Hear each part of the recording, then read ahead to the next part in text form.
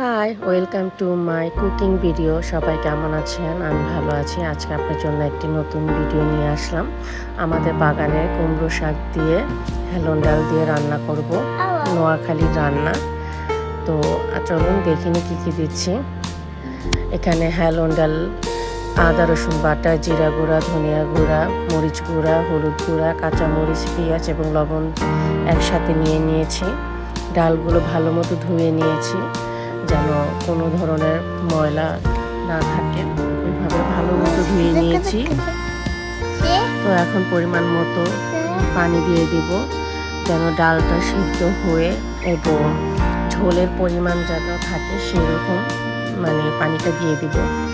অবশ্য আমি রান্নাটা শিখছি আমার ছোট জায়ের থেকে আর আমার শাশুড়ি থেকে। এই ডালটা প্রায় হয়ে আসছে। এখন শাকগুলো দিয়ে দিলাম, কারণ ডালটা আধা সিদ্ধ থাকা অবস্থায় শাকগুলো দিয়ে দিতে হয়। তো আমি কিন্তু খেয়াল করেছেন কি না জানি না, আমি কিন্তু এখানে তেল ইউজ করিনি। আমি তেল পরে ইউজ করব। এখন মশলার সাথে পানিটা মশলার পানির সাথে ডালের সাথে শাকটা ভালো মতো মিশিয়ে নিয়ে এখন শাকটা যখন হয়ে এসেছে তখন মাছের মাথা রুই মাছের মাথাগুলো দিয়ে দিয়েছি। আমার তরকারি প্রায় হয়ে এসেছে।